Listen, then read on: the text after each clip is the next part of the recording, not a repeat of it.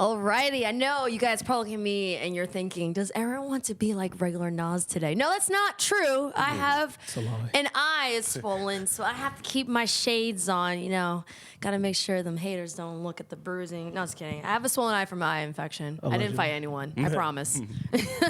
Good. But if you guys haven't noticed, we are some of the biggest nerds, and I know we've geeked out on Marvel and etc., but I wanted to make sure that we talk more about video games. So we have an amazing friend here. He is part of Gamertag Radio. I just wanted to get right into introducing him just because he's awesome. And he has an interview with Phil Spencer coming up. Microsoft. If you don't know who Phil Spencer is, you need to check him out. Danny, welcome to the show. First of all, thank you so much for inviting me. I'm a hip hop head, so we definitely have a lot of crazy hip hop stories behind the scenes. And I'm a huge gamer, man. So thanks for inviting me. Did you hear Brandon's laugh? Brandon, you okay? I am dying. I am on all types of antibiotics and everything. So we're all pretty much. I'm in a fog right now. I think the only one who's all right is Danny. Word, Danny. You're sick. I have an eye infection. He's just regular Nas, so we never know. Danny's we never know with him. Glowing. What's up, dude? I'm ready. I'm ready, man.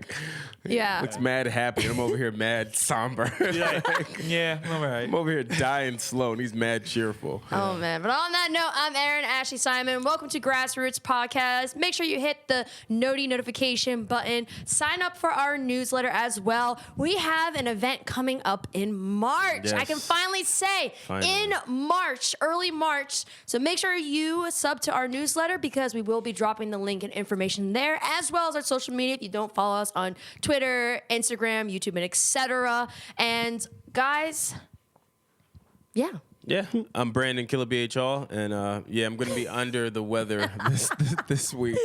I'm battling Corona, so that's what's happening. Don't right ever now. say that. It's in New York. He's talking about the beer. In New York. There's a couple already, a couple people. Yeah, there's a couple people. I got to go get a mask. I'm wearing a mask. Y'all gonna judge me? I don't care. Damn, so I should be careful. I'm like sitting right next to you. More people have died from the common flu. Even though this coronavirus is very dangerous, I think there's also a lack of understanding and information. More people have actually recovered from it than died from it so far. Yeah. So people just, relax a little bit. It's okay. Be healthy, but relax. I feel like there's a new disease every year. There's SARS, there's anthrax, there's just always something. Get scared. Some sort of something that happens every year that puts us all in a panic. And I think this is one of the closer ones where everyone's like, oh, wow, few people died. We made it to take this one serious this time. And then it'll go away, hopefully. Which cameras will we? Hey, there you go, G. Young Tybalt Capulet. How are we doing this evening? Romeo and Juliet. Yeah. Yo. Hey, listen. I'm sick. I'm still sharp, though. I'm sharp. I see you, man. You know what I mean? That's a good name. I Oh like my that. gosh. And in the flesh, we have Danny Pena. Let's get right into the shits, all right? Phil Spencer. Yes. How on earth did you get this interview? I need to know. Tell us the secrets. All right. Tell us, First, I have a podcast. It's called Gamertag Radio. I have to mention that because people are like, who the hell is Spencer? I did mention it earlier. Yeah. Got to do it again? Yeah, plug. Let them plug. Let them plug. So I have a podcast about video games called Gamertag Radio, and I've been podcasting now. It's gonna be 15 years, February 25th. So Phil Spencer is the head of Xbox. He's like one of the execs over there. So I've been trying for years. He was on our show back in 2014, but it was Microsoft that contacted us. Like, hey, we would like to have Phil Spencer on the show. I'm like, all right, let's do it. Okay, he was the one that took over the company, and then for years I've been trying to get him on the show, and they were like declining every single year. I'm like, damn. And then I was talking with Paris, shout out to him, my co-host. I asked him, dude, our 1,000 episodes coming up. I got to do something crazy. Like, I want to make something that people are going to be talking about for a very long time. And this is a very important year because all the new consoles is coming out this year, So he was like, I think you should get Phil Spencer, man. You started your podcast as an Xbox podcast. Go for it. I'm like, you know what? I'm going to email them one more time. I emailed them back in September. Silent for months. That's normally how it is. They let you bake. And I was like, I gave up. I was like, it's not going to happen. So I was like, let's have a backup just in case, And then early January. That's when we got the green light. But then the other day, I was sleeping, regular night, whatever, and then my phone was just going every few minutes, and it was because Phil Spencer announced it on Twitter without us like even knowing that it was going to happen. He was in Japan at that time, so it was like 2:00 in the morning when that happened. So, yeah, and I'm excited, man. It's going to be really cool, man. Damn, it's really, really cool. So, how do you prep for something like that? Like, I feel like there's a million questions you can ask someone that you know works what? at Xbox. I think as a podcaster, I think when you start interviewing somebody, just have a regular conversation, man. Because I think a lot of people think about like, oh, let me ask some questions like clickbait is going to go viral. To me, that's like sounds so fake, and sometimes you might even get the person you're going to interview uncomfortable. Yeah. So I'd rather just have a regular conversation, and maybe Phil is going to be so comfortable that he probably will say stuff that I'm like, whoa, and it might go viral, So Hopefully. that happened before, you know what I'm saying? Hopefully. Yeah. Very modest, sir. You're a Hall of Famer. You should have said that. Oh, I should. Yeah, You should- I'm very You're a humble. Hall of Famer, sir. Also, he's being very modest because Gamertag Radio, in terms of gaming podcasts, is the first gaming podcast to hit 1,000 episode. I was that's not going to crazy. bring that up, but That's thanks. crazy. That's very what humble. friends are That's for. I will pretty gas fun. you up, okay? Oh, because you thanks. told me that, and I was like, wow, there really hasn't been any. That is like. I mean, there's other shows that have been around since like 2001. Shout out to them, Orange Lounge Radio. They're really cool. They launched their show when I had my internet radio show back in the days, But I checked. Nobody has 1,000 episodes. No other gaming podcast. We're the first ones. You know And how- that's why you're a Hall of Famer, sir. Now Yeah. general shows. There's a couple like Joe Rogan, NPR. There's a couple that has over 1,000, but gaming, none. That's crazy. That is nuts. And hopefully we'll see something with hip hop too, a hip hop podcast. You know what I'm saying? I feel like someone will get there eventually. But I Yes. have to ask you this question just because I know there's several, or not even several, but various content creators that follow us. How, with Phil Spencer tweeting, that was a very big moment for you guys. But also with big moments, sometimes comes a lot of hate. And even Yes. sometimes hate from those who are close to you. How are you able to kind of like deal with that? And especially as you continue to level up, how are you dealing with just some of the different changes and energies that are coming from people that are even close to you or even know you? That's a great question. I never talked about this publicly, but if it's like random people that are posting hate, I'm like, whatever, it happens, But people that I know is disappointing because like I feel like as an indie content creator, we're competing with like the majors, like we have to help each other out, man. Like I don't see other people as competition. I see myself as I'm competing with myself.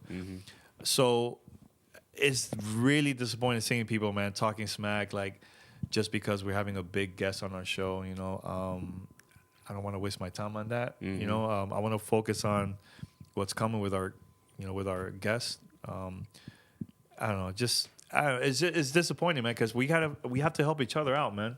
There's a lot of competition. When I started, there was no corporate podcast, so a lot of the indie shows, once iTunes launched their podcast, they added podcasts into the platform. All the indies were like in the top 10, right? And then you see Disney getting involved and everybody other company. So we were like helping each other, like, yo, go to the top of the charts, man. More listeners listen to us and so on. But then when you see everybody like competing with each other, it's like, yo, we're hurting each other, man. It's gonna look very childish from the outside. People that are really getting into like podcasts and they see like, imagine another hip hop show just talking smack about you guys. Yeah. How's that helping? I mean, I think that happened already. That happens, but The attitude think is about- smash 'em. But honestly, like how that's gonna help as a podcasting As a whole, community, like as a Yeah. whole. Well, that's Yeah. the thing. People don't look at it from that perspective, right? Like most people just look at it like, oh, okay, that's the opposition, and it's our job to beat the opposition. They don't look at it to align and try to figure out how we can all get to the top, because this is our fight, right? Like everyone else is like, even though yours is primarily gaming, ours is hip hop gaming, whatever. It's still podcasting. It's still that same umbrella. Yeah. 'Cause Yeah. You know what it is? Like our people, Latinos, blacks, there's not that many podcasters. Now you might see a little bit more, right? But we have to help each other out, man. Yeah. It's just disappointing seeing other like just talking smack about other people, and just because they didn't get the opportunity. Look, man, I've been grinding for over 15 years. You know, behind the scenes, without money, with crappy mics. I started with a tape recorder, recording interviews like that, and then convert them into MP3. You know, like with no money, man. There was people from the Phil Spencer tweet saying, "Oh, they don't deserve it, and they don't know our history." It's like, come on, man, do your research first before you're talking all this like crazy random stuff. You know what I'm saying? So, just that, man. I just keep it moving. Not focus on that at all, man. And I think it's going to be a very successful podcast episode, you know. So do you feel like kind of the advice to content creators when that happens, or when people come at them negatively, is just focus on your main objectives, focus on why you started it to begin with, and just the positives as well? Because even though you got some hate, there's a lot of support that you got as well. I mean, there was way more positive than negative, you know. When I started podcasting over 15 years ago, I took it personally, man. When I was seeing reviews, people was like, "Oh, these guys are ghetto from New York." I'm like, I'm living in Miami. I'm a hip hop head, you know. So I took it personal at first, because people will go to iTunes and they'll give us like 1 star just because maybe we didn't like we sound different than them. And I just kept on moving, man. Kept on making moves, started getting more bigger interviews, and then now every other company is giving us opportunity. Like, hey, come to our studio. We'll invite you from all the way from whatever. We'll pay the flight. We'll play everything. Just come over here and talk to us. And right there, I'm like, you know what? I'm doing the right thing. Just ignore them and just keep it moving, man. So if you're a content creator, what's the camera? This one right here? Don't take it personal. Keep it moving, man. Like YouTubers, if you go to YouTube, the comments, oh my God, it could be brutal. They'll eat you alive. Yeah. love You got to ignore that, man. Don't take it personal at all, man. Now it's Easter for breakfast. I think You love the hate? I love the hate. Yeah. People adapt to the hate. I was born in it. you weren't born. You don't know my older sister and older brother. I was born in the hate. Yeah. But I think that's really a good bit of advice, because even for us starting out, it was a bit of a challenge to ignore them. You know what I'm saying? It's hard, and not that you take it personally, but just like, fam, you don't even know me. Like, what are we talking about? But then you got to put things in perspective. Like, all right, this is some person in Iowa you don't even know, probably Could not have a even bad day. Yeah, With a fake name. I was going to say with a fake name. That's Yeah. probably not even his default picture, and I'm about to engage. They with have this some person. like random cartoon or something. Yeah, it's not worth it. It's not worth it. It's not. As far as when you're setting up some of your interviews, like Phil, and just everything else, right? What are some of your mindsets? Like when you're picking your guests, what are some of the things you look at? You know, I would like to know, are they into gaming? You know, or maybe they worked on a soundtrack or something gaming related. Like, I don't want to just interview people that are just into hip hop and that's it. You know, when we started, it was a hip hop gaming podcast. So I have a lot of like the indie artists. They'll send me their music. I put them on our show, and it was like a custom soundtrack of the week. You know, I just wanted to promote them. You know, they're probably not getting no shine on the radio, but online, hey, you know. So I was doing that a lot. So I lived in Miami. I used to be a hip hop promoter back in the 90s. So I know a lot of like labels and a lot of like artists that I worked with in the past. So I will go to events, and I'll be there like with my recorder in my pocket, and either the DJ or somebody like a rapper is performing. I go to like somebody's close by. I'm like, all right, that is the manager. Let me talk to him, and I'll tell him straight up, look, I have a hip hop show. What's up? Like, I would love to do an interview after the show. Yeah, we'll do it. And I just record right there on the spot. Or I'll email them. Like I'll go online, do some research. Like, who is the right person to contact? So like I almost had Mac Miller, Logic. There's a couple artists that almost had them on our show years ago that I emailed them because they were just posting on Twitter about gaming. I was like, oh, this is perfect, you know? So I had them. I had Warren G on our show. He's a huge gamer. So when I interviewed him, never thought that. Yeah, so I interviewed him. He was like, yo, Call of Duty is coming out on my birthday. I'm like, yo, this is perfect. You know, so I had them, and I even had artists that I don't listen to their music, but I'm like, yo, I'm curious. I want to like just talk about gaming and music, you know? So I had Soulja Boy on our show. Actually, true story. Soulja Boy, during our interview, was like, man, it's my dream to go to E3. It's my dream to go to E3. I'm like, oh, really? Okay. So I've been talking to him, and PR person that was handling everything. I was like, you know what? I got you. You know, I'm very humble. You know, I'm not a fan of his music at all. So I contacted my friends at ESA. I'm like, hey, yo, he wants to go to E3. Like, is it possible? And they're like, yeah, sure. Ever since then, he's been going to E3. So it was because of the interview inspired me. Like, you know what? I'm gonna help him out. Like, hey, you know, hook him up. You know what I'm saying? So, yeah. I have a lot of crazy stories like that. A lot of crazy random stories. I was about to say, whenever you're actually, do you ever sit and think about some of the stories? Like, you shared a lot of stories with us, like, off air, right? And a lot of the stories are pretty crazy. Do you ever just sit and think to yourself, like, damn, like, I really lived that, or that really happened? You know, at the moment when that happened, I was never, like, thinking about it. Mm-hmm. And then years later, like, yo, if people know about this, like, people will be, like, talking about it, you know? So there's a couple. So let me mention one. So I went to a Keras One and Method Man show in Fort Lauderdale, Florida. So I was supposed to interview Method Man because they were in the soundtrack of Saints Row, the first Saints Row game that came out. Oh man, it was like early 2000s. So I was like, I'm gonna interview Method Man, you know. So I go there, and we're cool with Keras One and my family and I. We're cool with Keras One and his family and everything. So he performed, dope, right? The thing is, the venue is called Revolution in Fort Lauderdale. Their sound system is kind of it's not all that, right?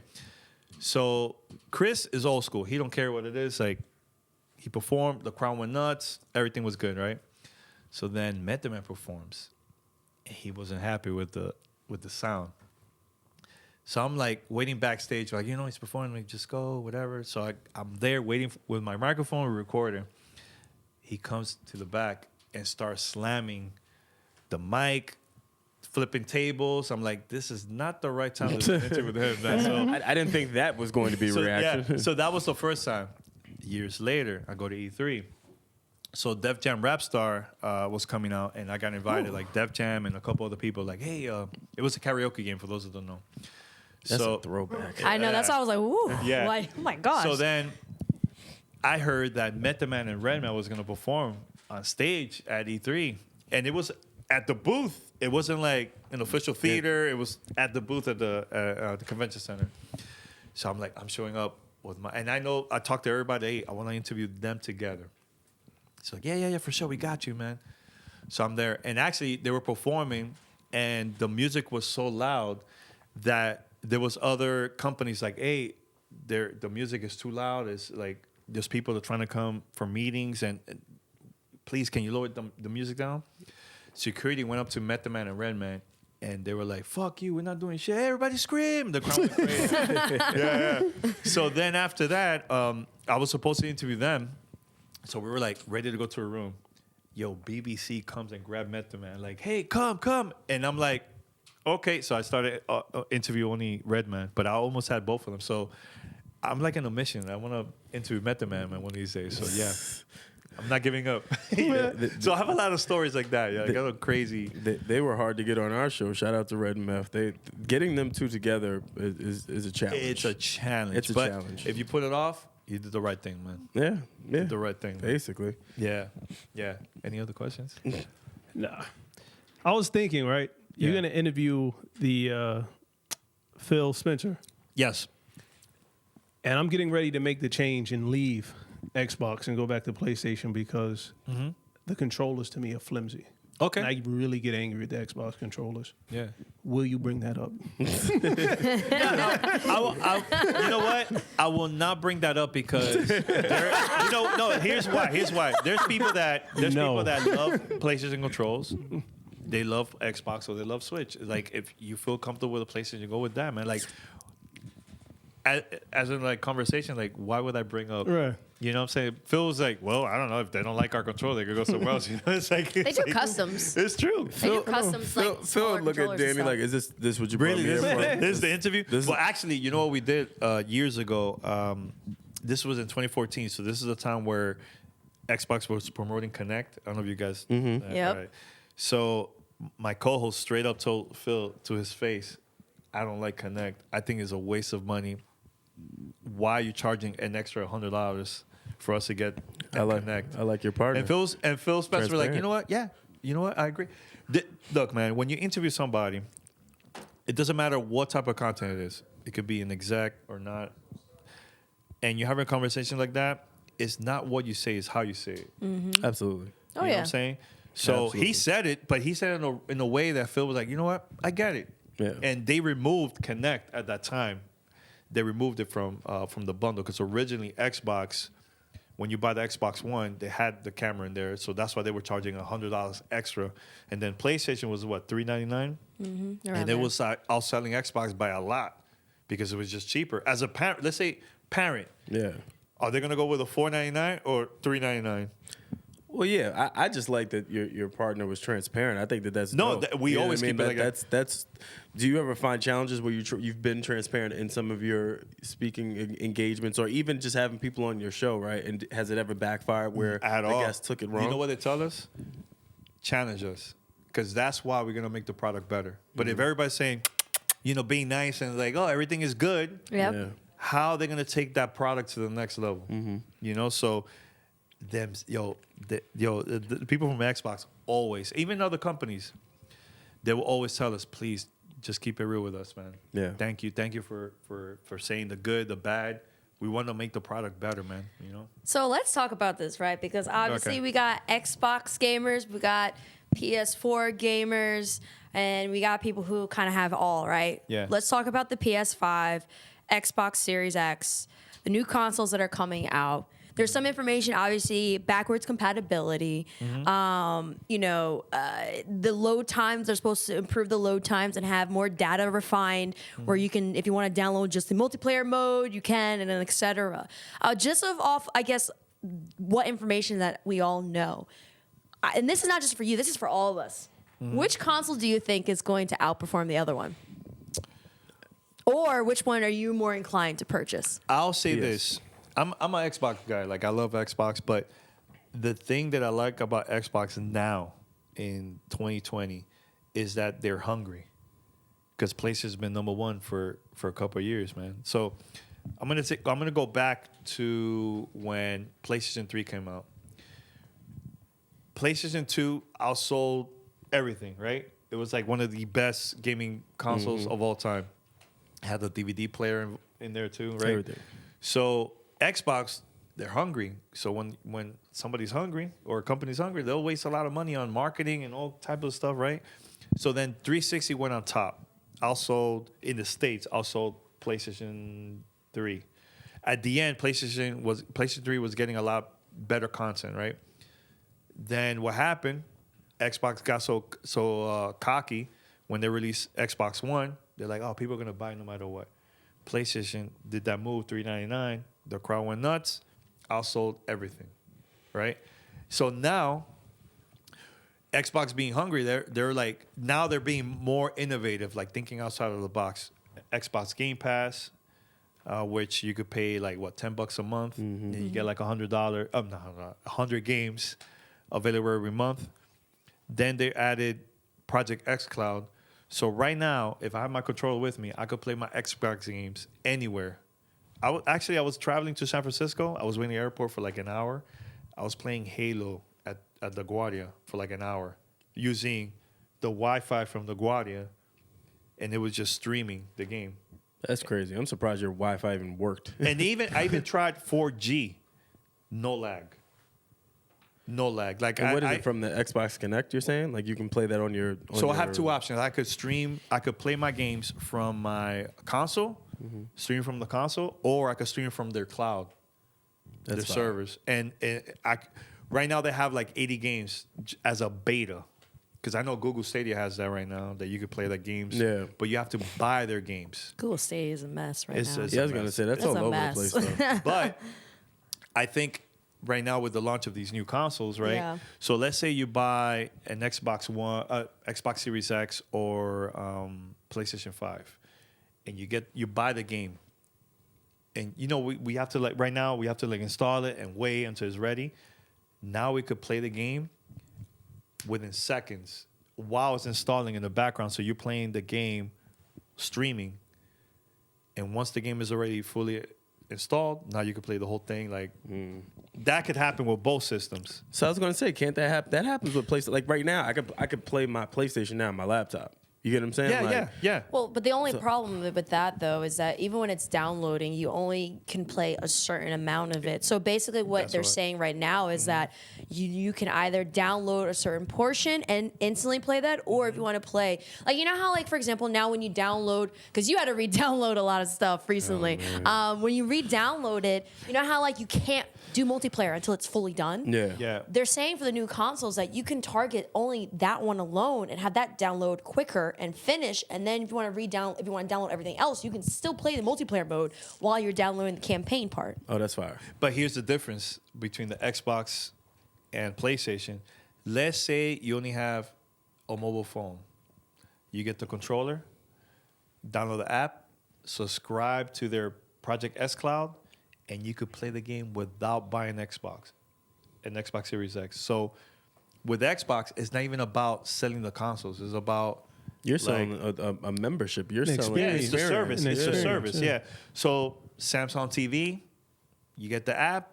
Oh man, I get the controller. Connect the Bluetooth controller to the TV, and you just play without buying the console. So I can go PlayStation's home. not gonna do that. So I can go home right now and be an Xbox player. Is what you're saying? Not Yeah. right now, right? I mean, Well, I'm saying Well, not. via the beta, if you yeah. In the if you beta. joined, if you're part of the beta, you could, without even buying the games, you'll get 80 games and play it through your phone if you're part of the beta for free until once they decide to start charging people in the future. You know, but I like that because it's beta. Google Stadia, right now, you only will get to play their games if you have a Google Pixel phone, wired, not Bluetooth. 'Cause I don't That's know why. crazy. I don't know why I they was have it gonna like say, that. why would they have it like that? That's. It doesn't make no sense. And they're Google. They're Android. But that's what I'm saying. what I'm saying? They market to hands free and things like Yeah. that. I don't understand. You know what why it is? I think Google. I have a couple of people from the inside that told me this a couple of things. Like they're the higher ups, but just rushing it. Like let's be the first.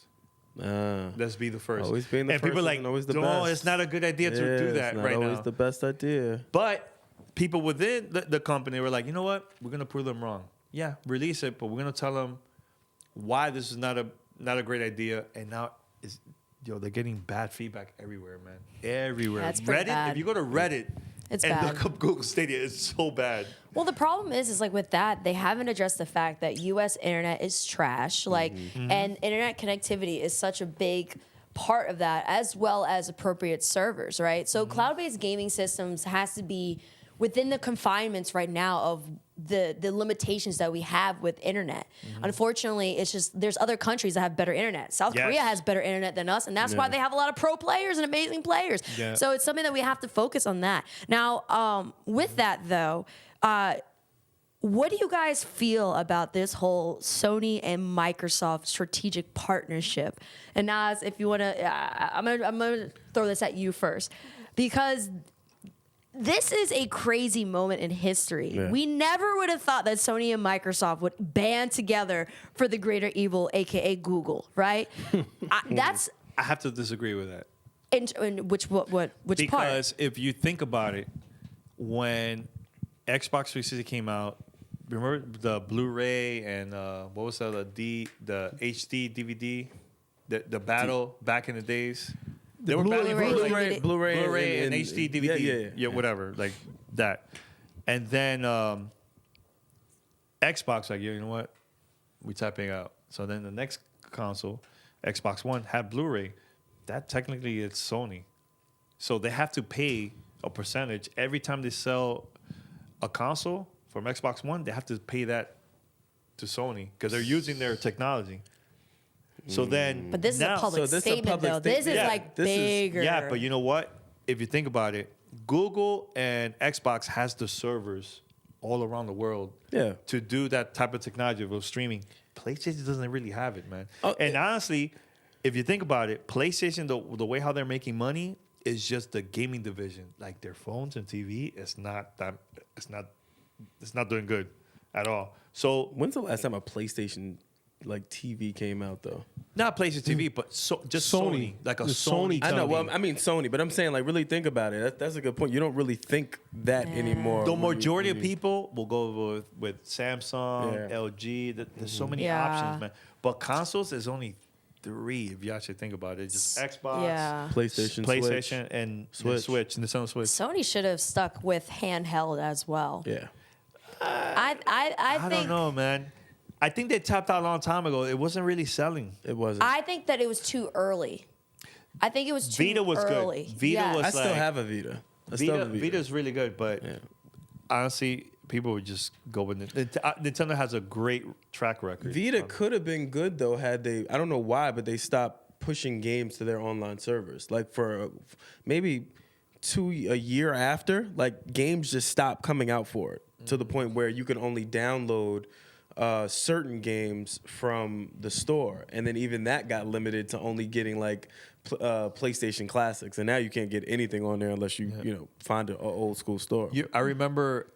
I'm sorry if I'm talking. I'm like taking over here. I have so many stories. But anyway, so I remember going to the PlayStation press conference, and they were talking about the Vita, and I think they had like a 3G version. They had a partnership with AT&T. Okay. Yeah, and the crowd, it was like very awkward when they announced it. And then after that, they had like people going on stage saying like they were promoting Call of Duty for the Vita, and everybody, oh my God, Call of Duty, wow! And then you see another group, yeah, we're gonna have BioShock for the Vita. And everybody, oh my God, the Vita's gonna have BioShock. Oh man, Sony got this. Where's those games? Like Call of Duty was not all that. BioShock never came out. I was about to say BioShock never came Oh. out. Call of Duty was horrible and used to detach you from the servers anytime you would connect. And it was another developer that worked on that game. Also, they even had, rest in peace, Kobe went on stage to promote NBA 2K for the Vita. Mm-hmm. Who the hell is talking about NBA 2K for the Vita? Yeah. Nobody, man. But they tried to push that. It just fell flat. Sounded good on paper. It looked good and it played good. Like it wasn't bad, especially if you did like the mirror to your actual PlayStation. Like See that's cool. it looked good. Like I Telling don't you. know why they abandoned it. Honestly. Telling you, it was just too early. Now everyone's going to mobile gaming. Everyone's focusing on having handheld capabilities to take with you anywhere and everywhere. That's where it's going. Everyone's like, okay, console's great, but what about the people when they travel? What about when they're subways? That's where everyone's focusing on right now. And that's also why you're starting to see Alienware is coming out with the UFO concept, Alienware and Dell. I tried that out. They gotta still fix it. The prototype was a little too much. It's too big. It makes that loud fan noise that's really annoying. But it didn't have lag or input lag issues or latency or anything like that. So there are going to be more people that are going to try to go towards that in terms of because so for those who don't aware, I got to add context. For Dell and Alienware, they're making the UFO concept so you can literally take PC games anywhere, and that the equipment will allow you to take these high-res, massive data video games with you anywhere. And so it's basically like the handheld for the PC gamers. But we're going to see that. There's now phones that they're trying to develop. There was the 70, what is it called? Oh my gosh, 70-something. That's specifically for gaming. Now everyone's focusing on that. That's why I was saying for the PS Vita, I felt like the concept in terms of where they were trying to go made sense, but it was just too early for where everyone was at that time. Now everyone's looking for as easy as possible, more access and handheld, and be able to take the game experience wherever you want to go. But the way how you're saying it, you made it seem like Sony innovated with that part. I'm not saying they innovated. I'm just saying it was. Nintendo. I'm Nintendo just been doing it saying, since like the 80s. Yeah. but I'm just saying that's early. I feel like there's certain things, especially when it comes to console systems before handheld, that were a little underrated that people just don't pay attention to. The same way that I feel like people still treat the Dreamcast a little bit underrated. Yeah. Dreamcast is underrated, but that's another failed project I looked at. Dreamcast would have been really, really dope. Think about it. They had a lot of. They were like one of the first people to have those like online features and downloading patches and stuff like direct to the and DLCs. And like DLCs. They were ahead of the curve. I just think they probably put too much into Dreamcast to try to maintain it to where they probably went under. Look what happened, man. I started podcasting because of the Sega Dreamcast. So there was a game that came out during that time. It was called Phantasy Star Online. And I became a huge fan of that game. Huge. That I was like, damn, you know what? I'm going to do a radio show just about this game. So I posted all my content on mp3.com. mp3.com was for music artists. So every time somebody's listening to their music, mp3.com will pay them. So I was like, hey, if I create a show and people listen to it, people will go around, I'll get paid. So my first check in 2001 was $500. It was because of that game. That's fire. You That's know? dope. Yeah. Now, the reason why that system failed was because a lot of bootlegs, a lot of people copying stuff online. And not only that, but PlayStation had a DVD player. Again, thinking outside the box. As a parent, what are they gonna pay? A regular console that doesn't have no DVD features, or go with my kids could play the games, and I could watch movies. Yeah, I could watch movies. Yeah, I could go to Blockbuster at that time. Oh my gosh. Those were the days. I'm bringing a lot of. I'm old, man. I'm bringing up a lot of old school stuff. So, there. Oh my god. Well, shit. Speaking of old school, which I guess you. I thought you were gonna say, speaking of old, and pointing to Nas. Hardy, hard. Huh? We're same age. No, I'm 34. No, they always argue about we're which. same. They're like always arguing about which one's the oldest. He's older. He doesn't want to admit it. Yo. Like, it's crazy. But the fans are tired of it because you're a whole year ahead of me. I'm not though. That's why they know that you're older. I wanted to get into Wayne's album, man. Just because we're talking about old and you thought about Miami and stuff like that. Wayne's album Funeral is out. I'm extremely pleased. I don't know what else to say. I know a lot of you guys probably haven't listened to it or are still digesting it, but I guess we can go around a bit. Like based off of the first project that it released, you know, getting out of his situation and now this one, I think this one is people are taking to it much better. Why? Let me ask you before you guys answer. Like, why do you feel that way though? For me, I felt like it was a more concise, polished Wayne. Like when he first came back, it was still very good, but you can kind of hear a little bit of rust, and some of the records sounded a little dated. This one, while some of them sound dated, they just have a different feel. I think the beat selection was amazing, way better than what it's ever been for quite some time for him from a full body perspective. And he sound like Wayne, like he sounds sick, like he sound like he was with it, like he hadn't missed a step. It just his cadence on these records are just different. Yeah, because I know you had a theory, right, Aaron? Like why you think that he released a better album this time than the previous one? We were talking about. Yeah, we were just talking about. We think that possibly contractually he had to just put out a project just to get the project out. Like some artists do that. They'll be under contract. They'll be like, whatever. Okay, I just want to end this contract or fulfill this certain requirement. And they'll just put something out. And then whatever the project that follows after that, or even after the contract, then that's when they kind of like put a lot more attention to. But I mean, we don't know. I feel like this project, the last one, I felt like, and I know this is probably going to sound a little bit bad, but I felt like it was kind of half-assed, the last project. I felt like we gotten glimpses of the Wayne that we all come to love, but then also some parts I was like, I don't know about it. But I really felt that there was a lot more.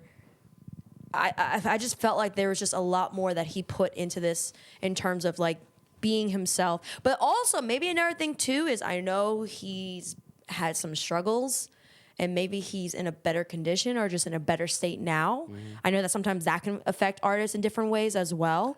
But I just felt like this felt more like the mixtape era Wayne and the Wayne that we've all kind of like grew up really loving. Definitely. Did you guys find it odd that no one from Young Money was on there? No. No? I'm gonna be honest with you, man. I'm indifferent with Lil Wayne. Why? Oh, Because like I'm a fan sometimes. Oh, wait, hold on. I just remember this. I remember this. We had this beef last time when Wayne redropped and you were disrespectful. Go ahead. I'm continue. not disrespectful. I'm not a fan. Like I'm not a super fan of Wayne. I'm not running to. I listen to Funeral is good. It's good. Yeah, just like the Carter 5 was good. I got swindled with 500 Degrees. Funeral upside down spells Lil Wayne, man. Whoa, whoop-de-doo.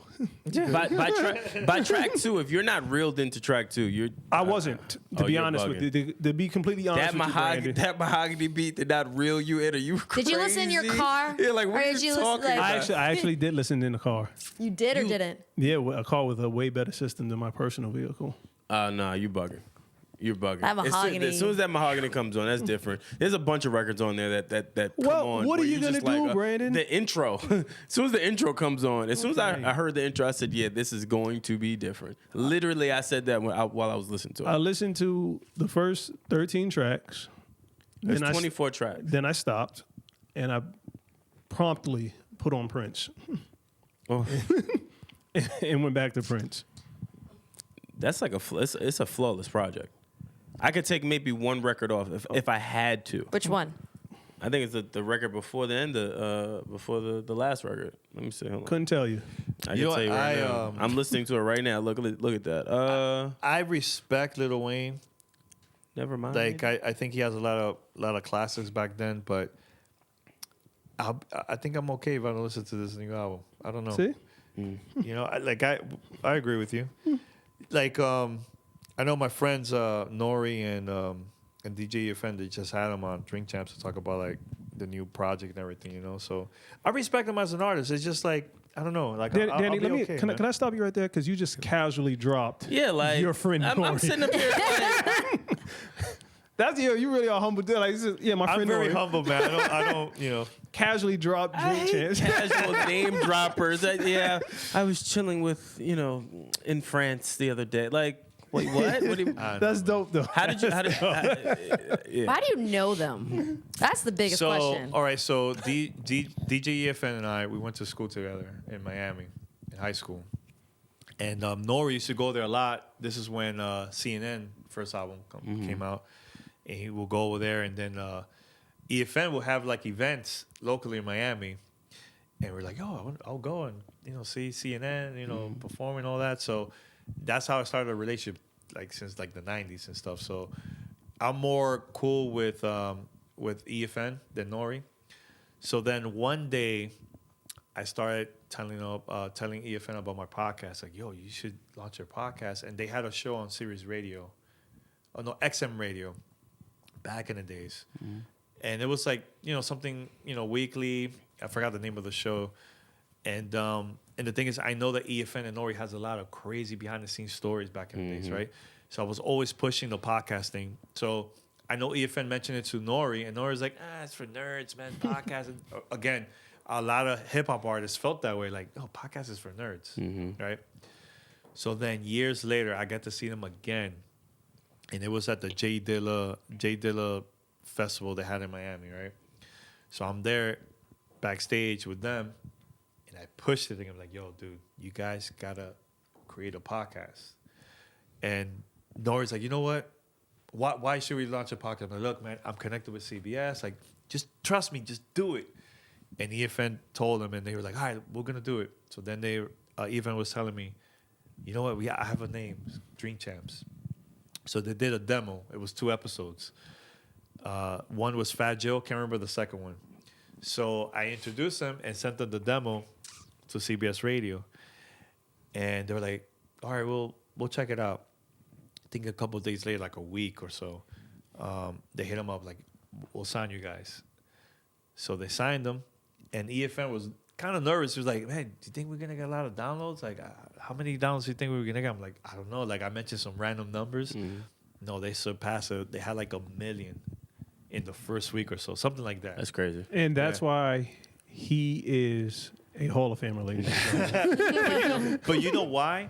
the best podcast when you have a conversation and just have stories, man. Like stories that nobody ever heard. You know, like you know, so like they started doing that and it became huge, and now they signed a deal with Mass Appeal. That's Nas' label. Tidal, which is Jay-Z, and Revolt is with Diddy. That's the so now they have trifecta. their podcast, and now they're doing everything else, man. Video and audio, man. You know what I'm saying? Shout out to them, man. Yeah. So hopefully we get them here. That would be cool. It'd be nice. It'd be nice. Oh, just I'm nice. gonna- That would be amazing. I'm gonna make it happen. Yeah, I promise. I'll make it Well, happen. let me thank you in advance. Well, for me, my brain just went to a bunch of things that happened during the CNN era that I would want to ask Nori. There's mad things. CNN, Alfred There's and mad Peso. I things. still was that beef happen. with Nas. Yeah, Like, there's a lot. right? Like that's where my brain went to. Yeah. Yeah, that would be cool. Yeah. But my hip hop excitement wheel just went like this because I'm thinking of so many different moments where. Like, you hear these crazy Nori stories. Like, Nori used to be wild. Like, I don't know if y'all know. Nori used to be nuts. Yeah. But cool. And I just have a few stories or rumors that I heard that I would love to clear up. I Yeah, would that love would to. be good to talk about it, man. Yeah, for sure, real. man. So yeah, like if I see potential of like people that I think they could create great content, I'll tell them like, yo, take advantage of this, do it, man. Because honestly, those stories are very unique, and they're never gonna get old. Yeah. You know who's the best storyteller? Ooh. Fat Joe. Yeah, 100%. He Oh, I'm not has- surprised. 100%. He Yeah. has 100%. the best stories. 100%. Actually, I'm gonna go back. This was the 1998. So I used to be DJ Khaled's promoter back around that time. So we were promoting. Another flex. So we're promoting his concert called The Temple. It was during his birthday around November.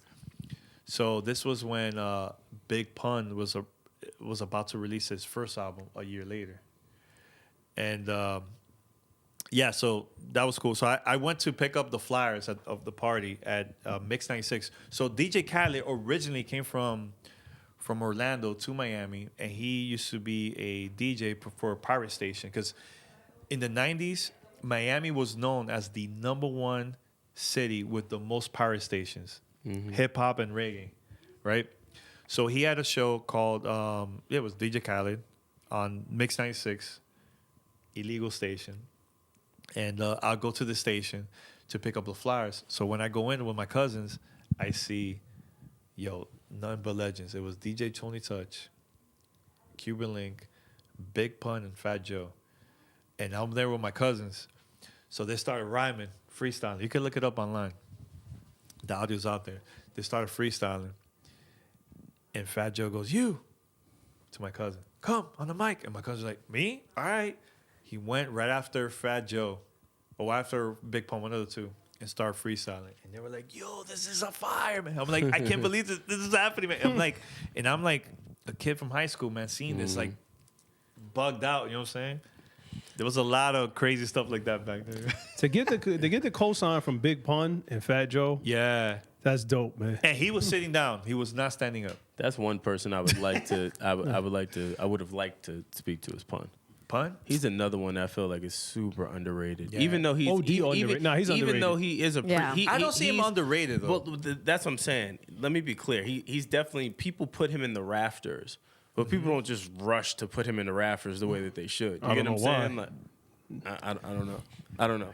But you know who reminds me of him a lot? And this is always a common thing, but Joel Ortiz is always, like, when I first His last heard- project? Yeah, when I first heard Joel Ortiz, I'll never forget. I was like, "Yo, he sounds like Pun, but like just more polished, more wittier." Like it was just different. And then just seeing him just elevate, he always reminded me of Pun. I always wonder what would Pun have thought about that. And I know it's come down a rabbit hole, but yeah. But shout out Joel Ortiz. Chris Rivers, his son. He's a Yeah, beast. no, he's nice. Yeah, really he's nice. good. He's really His nice. daughter's dope too. I've never heard his daughter. I didn't know. Yeah, I didn't know his Yeah, daughter. she rhymes. rhymes. For real? What? Yeah.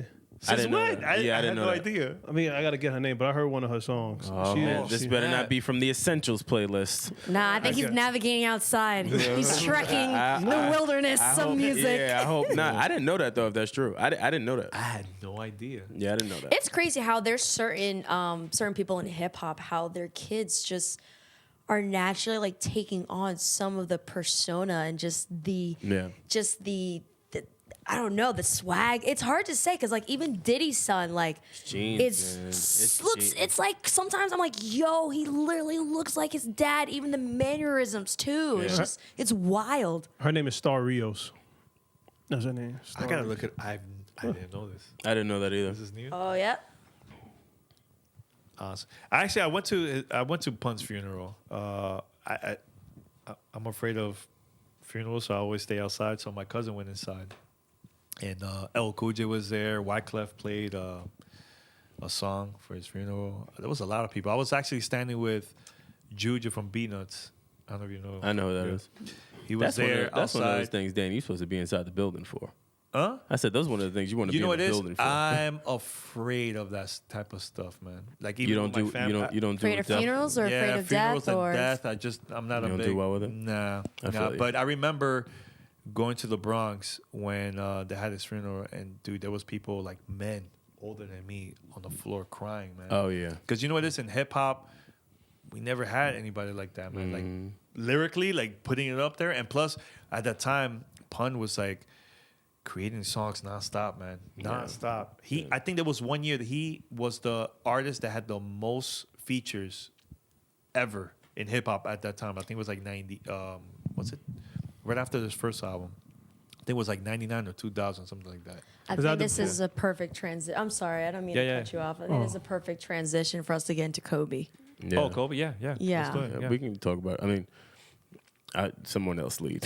I'll be Oz, honest. you wanna lead? This is still a very, very I mean, I'll bad lead. sore spot for me. If you didn't know, unfortunately, last Sunday, Kobe Bean Bryant passed away along with his daughter Gigi Bryant and 7 other people. The Atoli family and Coach Mercer. The pilot, I want to say his name is Ari. What's his brother's name? Ari Coben, was it? We'll get it. I We'll get it. apologize. I We'll get apologize it. Don't if I worry. messed We'll get up it. his name, but they unfortunately passed away in a helicopter accident. It's just tragic, man. That kind of messed me up, to be honest with you. I was just thinking about my daughter the whole time. Yeah. I thought about a whole bunch of stuff. Like there's a million things. Like just think about it. Do you ever think that Vanessa or any of the victims' families, or even them, the victims themselves, woke up thinking that was going to be like their last? Like you just never, you know what I mean? Like you plan for so many different things outside of death, even though again they planned for it, right? Like Vanessa and Kobe apparently had this pact that they would never ride planes together or never ride choppers together. I know I've heard of people doing that. Yeah. Millionaires doing that. So just to make sure we have the names. So obviously Kobe Bryant, Gianna Bryant, John Altobelli, also with his wife Carrie Altobelli and daughter Alyssa Altobelli. Other victims include Christina Mauser. Excuse me. Mauser, Sarah Chester, Peyton Chester, and Ara Zobayan. Ara Zobayan. Yeah. Yep. It was. Thank you. Michaela. Thank you. It Thanks, was Michaela. very tough for me because my co-host, his son is really into basketball, so he's part of a league. And actually, 3 weeks ago, so he got to see Kobe and also his daughter at one of like the tournaments in California. So he even sent me a picture like, "Look, man, Kobe's here with his daughter." So then when I heard the news about Kobe, the first people that I thought about was them, my co-host and his son. Actually, they were gonna go to where Kobe has his Black Mamba camp. yeah, he was gonna go there, but they were like, so they stayed down by Temecula around that area, in California, and yeah, they had the tournament with not a tournament, but like they were playing basketball when they found out the news that he passed away, Yeah. and all the kids, man, dude, the whole court silence, man, like people were just in shock, man. The whole thing. Yeah. And you know what? I thought about like the first people I thought about my family, my nephews and nieces. Dude, life is so short. I man, 'cause thought you never know. I thought about problems. I thought about all of the problems that I think I have, and then really thought about like a Yeah. real problem. Like you know what I'm saying? Like for me, it just put things in perspective for me. Like it's eye opening. It's it makes me want to be closer to like my friends, my family. You know what I'm saying? Like at least, especially people that I admire, work with, like letting them know how I feel about them. For me, it's life changing. Obviously, me being a Kobe fan and a Laker fan, all these things, but just the personal aspect of it, it's tragic. I read your tweets, and that's why I was like, every time you would tweet about Kobe, I'm like, it messed me up the whole time. Like, I know, hard. but there were just people tweeting out all this craziness, and I was like, yo, everyone, just wait. Like, wait till the press conference. Because like there's family members that are probably on social media looking at this stuff. The last thing they want to see is having incorrect information. They said Rick Fox was on that helicopter. Then he wasn't on the helicopter. It's just like, that was my thing. And I felt like there were certain media people that were being irresponsible because they wanted to be the first instead of being correct. And that was more important, especially on that time. For me, it was hard, not only because of Kobe passing, but also because I knew that kids passed. I struggled with the fact of kids dying. Like, that's something that's always been, that affects me. Because I actually, like, I remember there's this girl that I went to school with, and she passed away in, like, middle school, passed away in a car accident. And, like, ever since then, like, anytime I know that kids pass away in something, it rocks me to the core, and it really bothers me. Same. And it was just,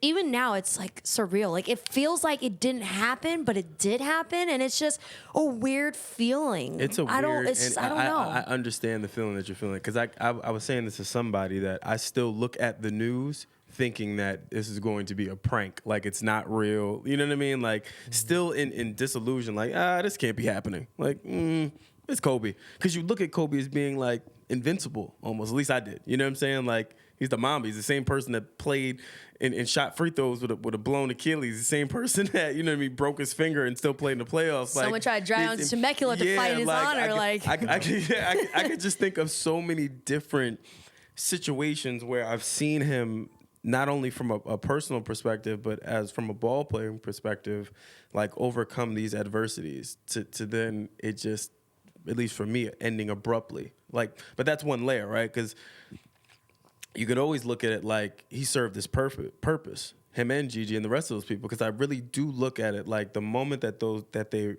they passed, something's happened between the league, between how people engage with each other, between how you can even see people speak differently in terms of just appreciation, right? Like I just feel like there's a little bit more appreciation for life as a whole, I think, right now. I'm just happy he got his flowers early. I mean, the only thing that obviously we're not going to see is his Hall of Fame speech, which is unfortunate. But I'm just happy that even before then, I felt like he was getting the flowers that he's deserved, especially with his career. Obviously, there's certain things post-career that we still kind of give players their flowers for that obviously we're not going to be able to. But at least with him, I felt like even like his last game, his last league game, like everyone was just really just thanking him for what he gave to LA, what he gave to us. Like for us, he was our Jordan. Yeah. You know, we grew up watching him from start to finish. For me, I'm 27, so I only saw kind of like the later part of Jordan and then the other stuff via video. But Kobe, I was able to watch his whole career. And so it's just kind of like one of those things where it's like, dang. And that's why I also feel like it's so important for us to give our flowers to LeBron now because he is that person for the younger generation. Yeah, I agree. Even still, though, you could see a difference in LeBron. Oh no, now you could see a difference in LeBron. How he's speaking to people. Like normally, LeBron, at least the way I look at him, he's kind of like a robot of sorts. And what I mean by that is, he's always very nice. He's always shaking hands and joking with people. This time it was different though. Like when he was speaking with fans and when he was signing autographs, even when he was just walking, you can see that he's affected. I also think that I wouldn't be surprised if LeBron stays in LA. I wouldn't be surprised. No, he's gonna stay. No, I think he's definitely gonna stay. I know, but I mean, you know, he's not gonna leave. I wouldn't be surprised if he's now way more vested in LA than ever before. I don't think that'll be a concern if you are a Laker fan, because I'm a Laker fan, right? And that was coming into the season. That was one of those big things where it's like, all right, LeBron kind of hops from team to team, and that's you're supposed to do that, right? Like as a business, I get it. I think that his acumen is going to change now. Now, knowing that void is now vacant. And he was the next person when you think about it. Like Kobe's last tweet was paying homage to him. You know what I mean? Like I think all of this is weird for me. All of it. The fact that Gigi and Kobe had the same birthdays. The fact that they had that close knit bond. They passed away together. It's too many variables with numbers adding up. It's too many things for me that just let me know that this is 100% for a greater reason. We'll never understand it until we go to the next. But it has to be. It has to be. The fact that he was pacing before going on the chopper, the fact that they already knew about, having that agreement of not riding on the same chopper together, the fact that, he was very vigilant in being in people's lives. Like every person had this crazy Kobe story where they were like, yo, like, that's crazy. Like, Kobe said something like that to me or whatever, or Kobe made me change my mindset on something. Like, he's one of just the rare people. I don't think that the universe really understood until his demise. I think even in his demise, it's just one of those people where he's like larger than life. I think. And I'm happy that he squashed his beef with Shaq too. Well, that Shaq thing was a lot. Oh my God. Yeah. But it was hard. It was hard watching the tribute a couple of days ago. I cut it off. I couldn't. I was in San Francisco. I'm like, I'm gonna watch this. This was like the Lakers' first game after his death. It was hard to watch, man. I'm not gonna lie. Like I got teary eyed, man. Some other thing Friday. Yeah. With LeBron's speech saying "Mamba out." And LeBron had a whole speech written out. He threw it out. He threw it out, but you could even see him trying to hold it together. Like you could see it. Like I couldn't watch it. Even when Boyz II Men did the national anthem. Yeah, Usher did Boyz II Men. Yeah, it was tough, man. Then Wiz trying to get through his record. I was just like, it was. I've done enough crying. LeBron and Kobe in a certain fraternity, man. Like they're in that small group of just like one-namers. You got Mike, Kobe, LeBron. Well, that's what I was saying to somebody. Kareem. There's a few people out there. So like their that. friendship is rather unique. Yeah. When you think about them going to the Olympics together, even Carmelo. Mm-hmm. Yeah. These guys have a real genuine friendship. And Kobe, I think I clearly never met him personally, but I tend to think he's a genuine person. Yeah. And to be allowed into his circle of trust and his friendship, you have to mean a lot to him. So when I see LeBron crying and I see Carmelo couldn't even play. Yeah, I feel it's like that. That's their home. That's their homeboy, man. Yeah. That's a friend. Yeah. Yeah, and I think also just the same way that we have so many stories within the industry itself. I'm sure these players probably have a lot more stories in terms of Kobe because a lot of stories that we hear about Kobe is him being a competitor, him being tough, and etc. But then, also hearing the stories of him being one of the very few people that went to go visit Lamar during his situation, right? And hearing that whenever certain teammates or friends needed Kobe, he was always there no matter what. And even the stories about why he even got the chopper to begin with so that he could spend more time with his family and his daughters and stuff like that. And it's just the whole thing is just, I don't know. And it's always, for me, it's always hard because it's like some of these stories, I wish these stories, some of them came out when he was alive. But I understand why they didn't, right? I understand that certain stories should just not be told. But it's also, it's hard because it's like whenever someone passed, that's when sometimes you hear the most beautiful stories about them. And it's just like, oh my gosh, and then it's harder to deal with their passing.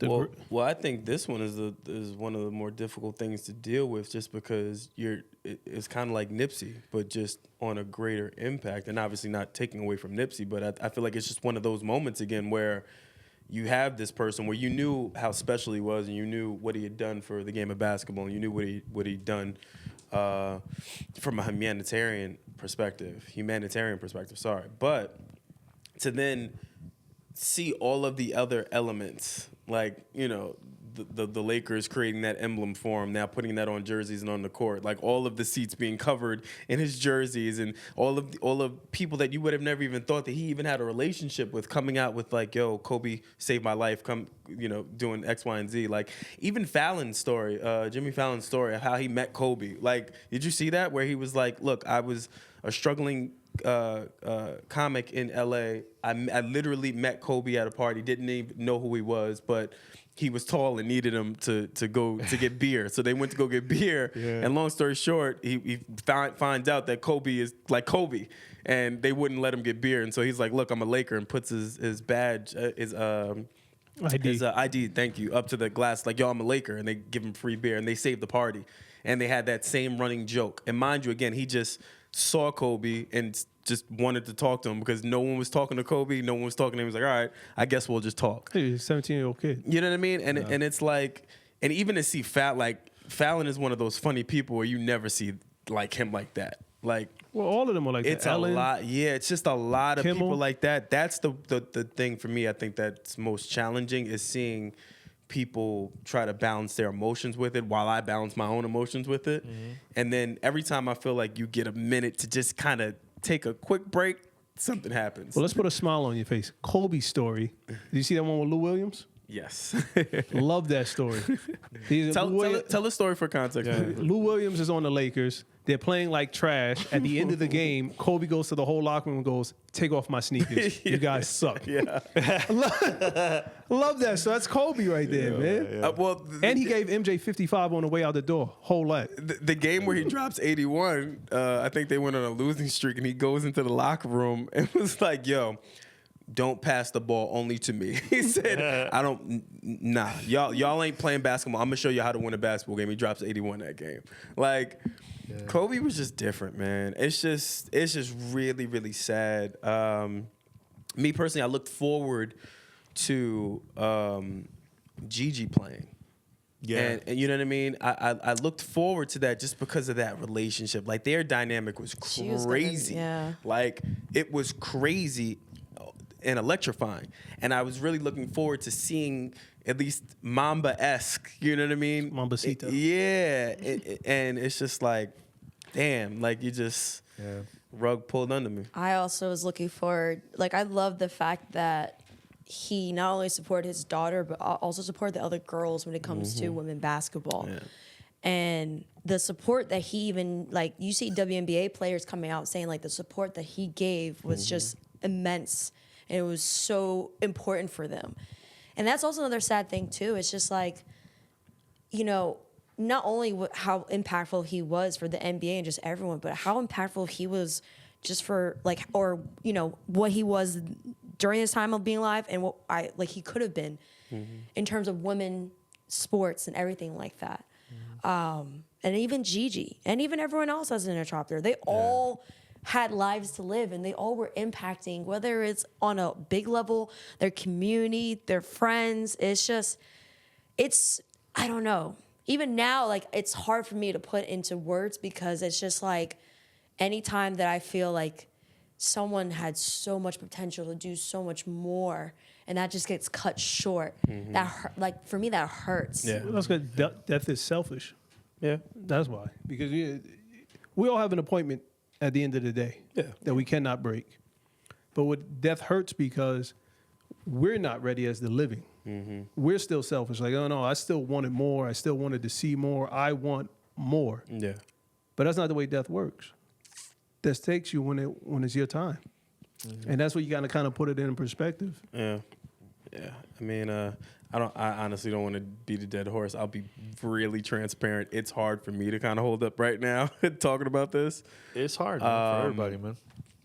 So I'll just say love and prayers to the Bryant family and everyone impacted, like we said on the episode prior to this, or, you know, insert after this. It's just tragic. I really do wonder how we kind of move forward. And I know that that's like a big statement to make, like, oh, life's over. But I do feel like there's a huge void to be filled, and I'm just hoping that, you know, as time passes, it will get easier. I don't think we'll ever forget or You know, like I put this up there as one of those moments like when the Twin Towers hit. Like I will 20 years from now, I'll be able to tell you exactly where I was when I heard this news, what I was eating, how I was feeling. Who you were texting. Yeah, like all that, I could tell you everything.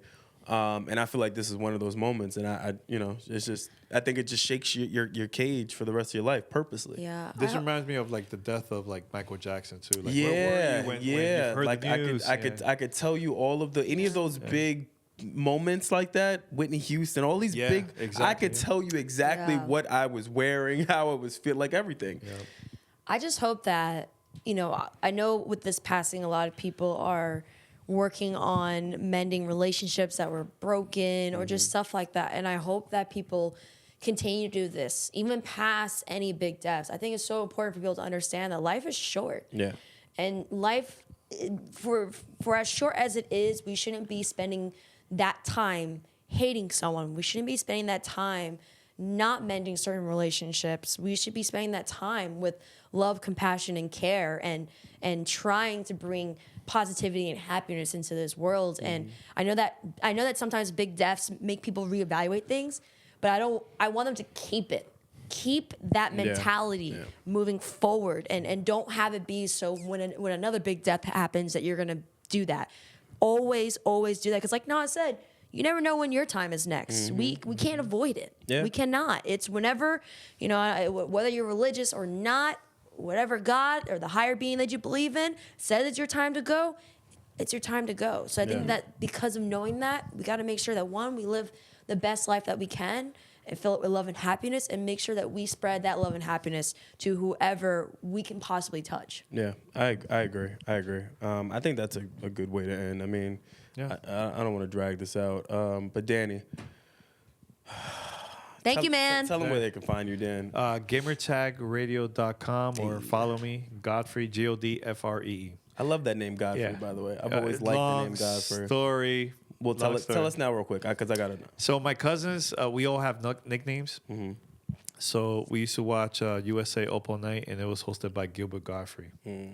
And so they were like, "Hey, Godfrey," and that's how I came That's how you got the name. Does that look like Gilbert Godfrey? Yeah, that's how it came up. Yo, out of all the cool stories, That's like the most that's random. like the most really? random. Like I would have thought something else. You know what I'm saying? No. Like he's like, "Oh no, I just saw it on TV. I saw Now, it." this is a hip hop podcast, so I think this is super important. I want to mention very quick that I know there's a lot of hip hop shows, a lot of hip hop podcasts now in 2020, but I have to give a shout out to the originators from 1997. There was a show called 88 Hip Hop that it was a internet TV show that people could stream it using a 56K modem through a real player. So that's why it inspired me to do podcasts, because I remember that day I was in my teens and I'm watching their show, and it was Nas freestyling. He did an interview. I was like, what? And then Big Pun was there. That's too. crazy. Big L. I'm like, mind blowing. So people worldwide could watch this. So they were the originators that started this whole thing, man. So just want to mention that very quick. I think it's part of history and it's super important. People forget, man. You know. Definitely. Yeah. All right, yeah, I guess that's it. Be sure to, as always, subscribe, hit the notification button, be notified for our latest to the greatest episodes. Again, want to thank Danny for coming on, sharing his wisdom and all these cool ass stories. Also, subscribe to the newsletter. As Erin said, we do have some really, really cool events and stuff happening, so be sure to check that out. I'm one of the sick hosts, Brandon Killabh Hall. I'm one of the swollen eye hosts, Erin Ashley Simon. Thibaut Caboulette, And Danny, Hall of Famer. Hall of Famer. And 1,000 episode next in a couple of days. Hey. 1,000. First gaming podcast, yes. Hey. Let's And we go. out. Peace. Peace. Grassroots.